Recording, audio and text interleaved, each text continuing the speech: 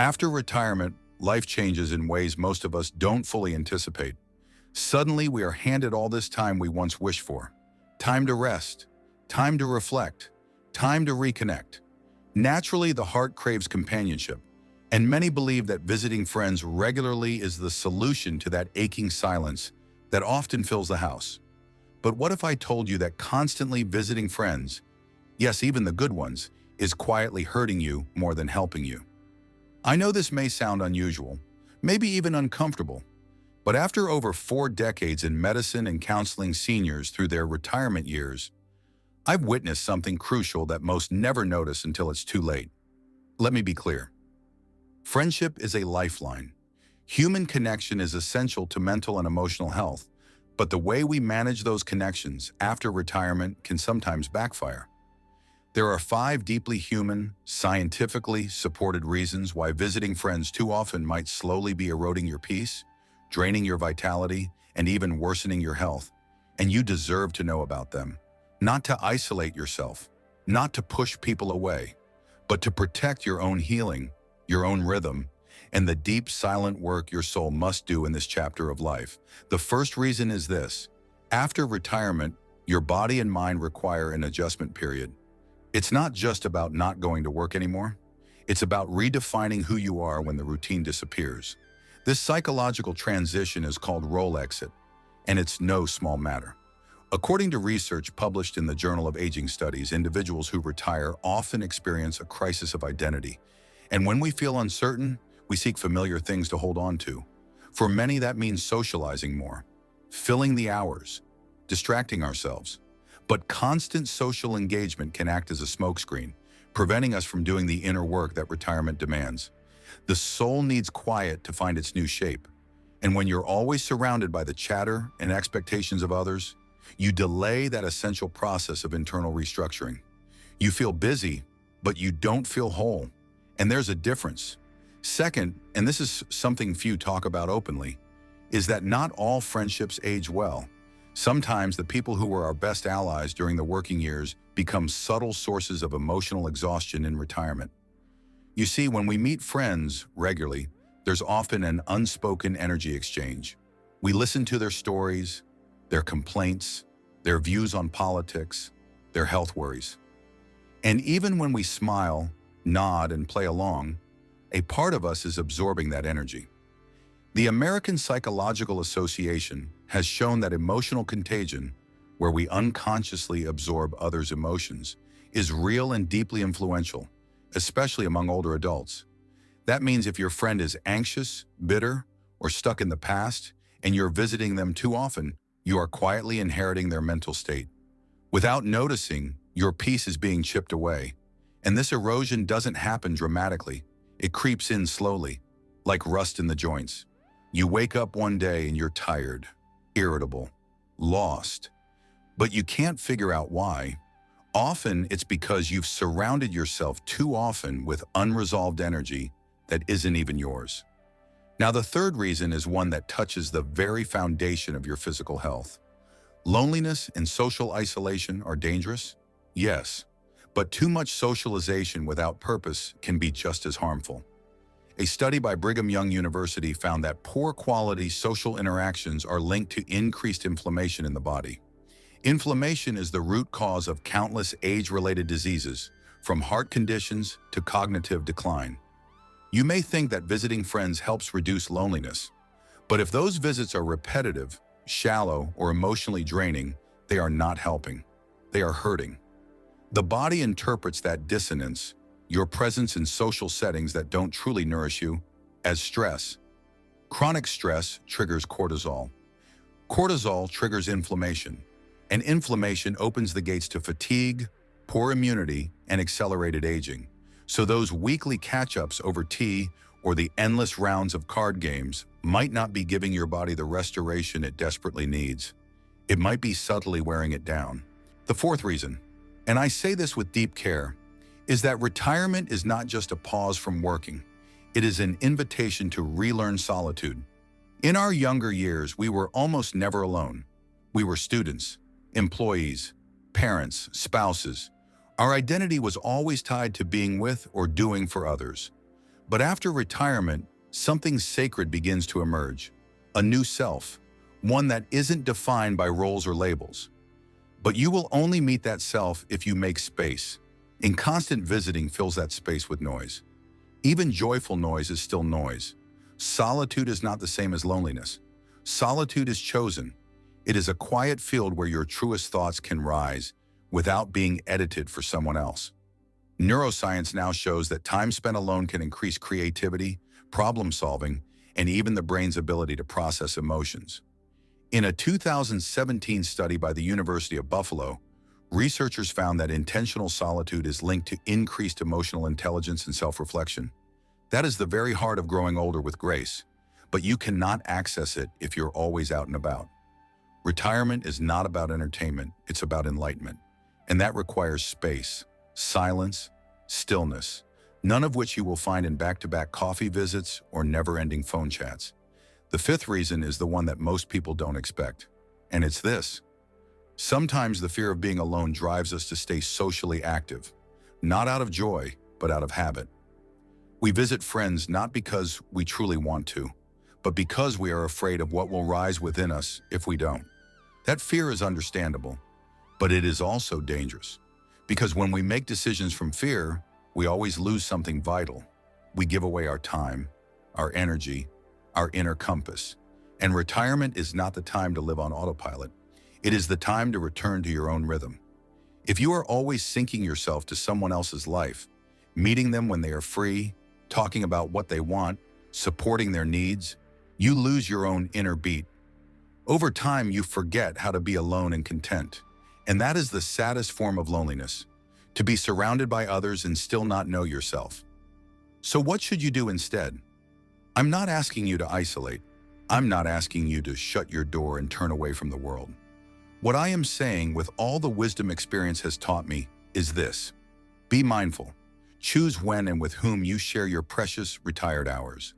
Let visits be occasional and intentional. Let friendships breathe. Let the silence speak. Let your own soul have time to catch up with the years it spent serving others.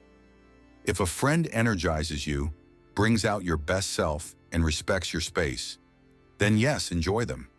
But if you find yourself leaving more drained than uplifted, step back. You owe no explanations. You are not obligated to maintain rhythms that no longer serve you. And yes, the first few times you spend those long mornings alone or walk through the park without company, the silence may feel heavy. But stay with it. There is something within that silence that wants to meet you. And that part of you, the wiser, older, truer you, has been waiting for years. The more time you give it, the stronger it becomes. That is the real gift of retirement. Not freedom from work, but freedom from noise. So the next time you feel the urge to pick up the phone or plan a visit just to fill the time, pause. Ask yourself gently, what am I really needing? If the answer is peace, then maybe it's not a person you need. Maybe it's permission to rest, to reflect, to return to yourself. Because the truth is, after retirement, you're not supposed to live the way you always did. You're supposed to change. You're supposed to deepen. And sometimes that means choosing solitude over company, silence over conversation, yourself over the expectations of others. Not because you don't love your friends, but because finally, you've begun to love yourself. What are the warning signs that a friendship is silently draining me? There are friendships that lift us up, friendships that make us feel seen, safe, and understood. And then there are friendships that do something very different. They look the same on the surface, smiles, conversations, maybe even long histories. But underneath, they leave you feeling drained. You may not realize it right away. In fact, most people don't. That is what makes these friendships so quietly harmful. They wear you down slowly, not through a single moment, but through a series of little ones. If you've ever walked away from time with a friend feeling heavier instead of lighter, more tired instead of refreshed, this message is for you. One of the first signs that a friendship is silently draining you is that you feel anxious before you see them. Not necessarily because they have done something overtly wrong, but something in your body resists. You begin to find excuses to reschedule. You feel a slight tightness in your chest or a knot in your stomach. According to a study published in the journal Social Cognitive and Affective Neuroscience, our bodies respond to social threats in ways similar to physical threats. When a friendship triggers stress responses, even subtly, it's your nervous system signaling that something is off.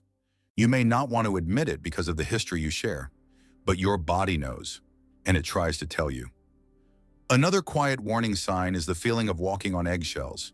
You become careful about what you say or how you express yourself because you fear their reaction. Maybe they are quick to take offense or often twist your words, so you begin to filter yourself. You avoid speaking your truth. That self-censorship might not seem serious at first, but over time, it becomes emotional suffocation. The American Journal of Psychiatry has documented that chronic emotional suppression leads to increased levels of stress and even depressive symptoms. You deserve to be in relationships where you can speak freely and be yourself without constant fear of judgment or backlash. There's also the matter of imbalance. Take a moment to reflect. In your conversations with this friend, who does most of the talking? Who does most of the listening? If you consistently find yourself absorbing their worries, supporting their needs, and offering your time without the same in return, then the relationship is not mutual. Emotional reciprocity is a key factor in healthy friendships. Researchers at the University of California, Los Angeles found that emotionally one-sided relationships significantly reduce resilience and life satisfaction in older adults. And the worst part is that many people in draining friendships don't complain because they have grown used to the imbalance. They think it's normal, but what's common is not always healthy. Being the constant giver while rarely being poured into eventually leaves you empty. Sometimes a draining friendship reveals itself through how you feel after spending time with the person. You may enjoy the company in the moment, laugh at the jokes, and carry on with familiar rituals. But when it's over, you feel tired.